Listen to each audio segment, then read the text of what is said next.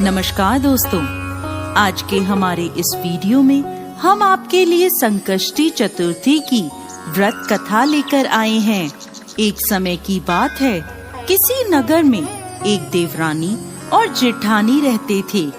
जेठानी अमीर थी और देवरानी गरीब थी। देवरानी का पति जंगल से लकड़ियां काटकर शहर में बेचता था। अक्सर वो बीमार रहा करता था। वहीं देवरानी जेठानी के घर का सारा काम करती थी।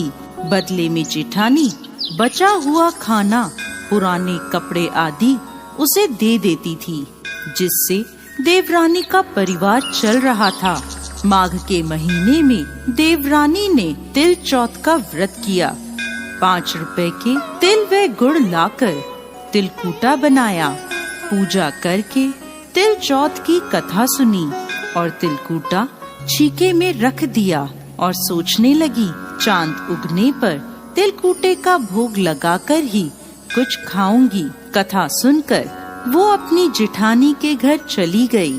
खाना बनाकर उसने जेठानी के बच्चों से कहा, खाना खा लो। तो बच्चे बोले, जब माँ खाएगी हम भी तभी खाएंगे।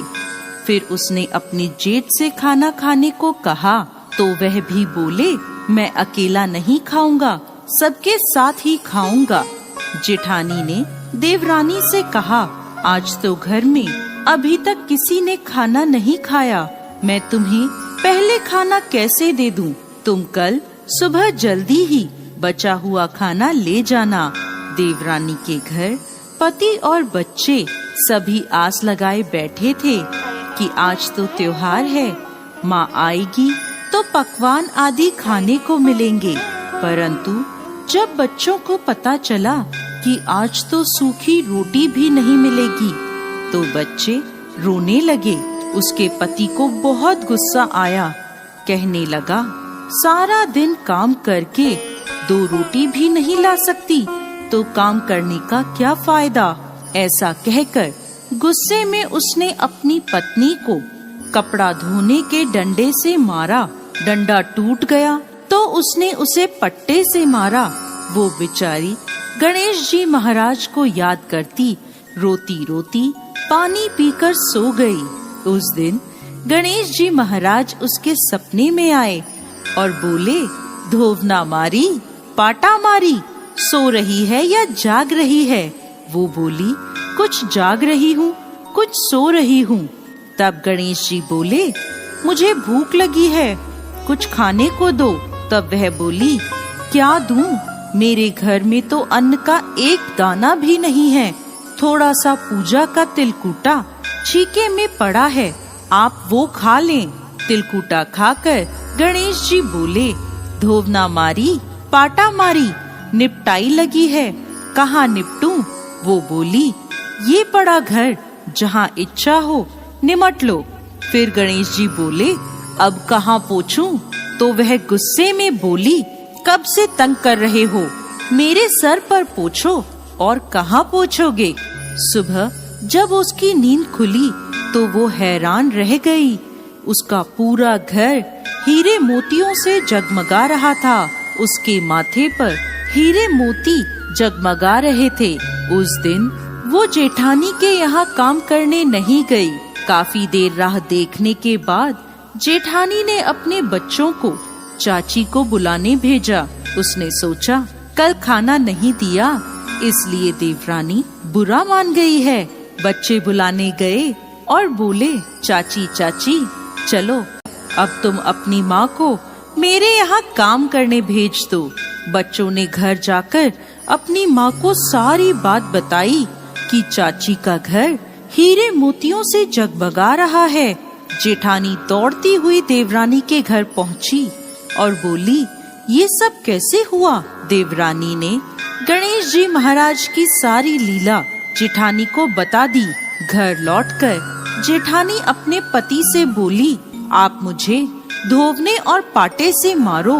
उसका पति बोला, अरे भली मानस, मैंने तो आज तक कभी तुम्हें नहीं मारा, अब मैं तुम्हें कैसे मार सकता हूँ? लेकिन वो नहीं मानी और जिद करने लगी।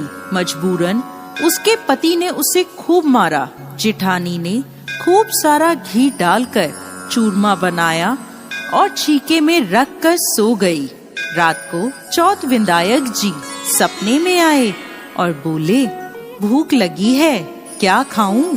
जेठानी बोली, गणेश जी महाराज, जेठानी के यहाँ आपने सूखा तिलकुटा खाया था, मैंने तो मेवे और देसी घी डालकर चूरमा बनाया है, छीके में रखा है, खा लीजिए। अब गणेश जी बोले, कहाँ निपटूं?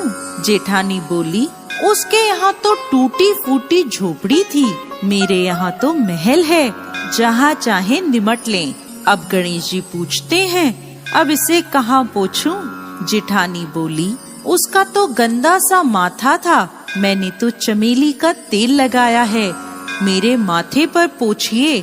धन की लोभी जेठानी सुबह जल्दी ये सोचकर उठी कि उसका घर हीरे मोतियों से जगमगा रहा होगा, लेकिन देखा तो पूरे घर में गंदगी फैली थी, तेज बदबू आ रही थी, उसके सिर पर भी गंदगी लगी थी।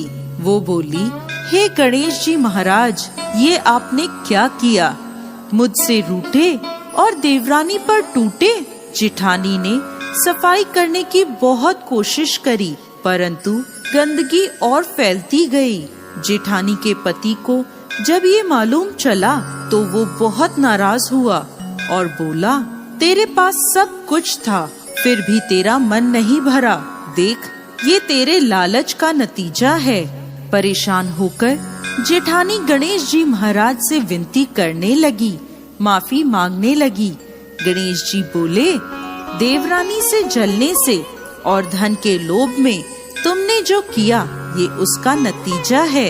इस प्रकार जेठानी को सबक सिखाते हुए गणेश जी महाराज ने अपनी माया समेट ली। हे गणेश जी महाराज, जैसे देवरानी पर कृपा करी वैसे सब पर करना। कहानी कहने वाले, सुनने वाले और हुंकारा भरने वाले सब पर कृपा करना, और जेठानी को जैसी सजा दी वैसी किसी को मत देना।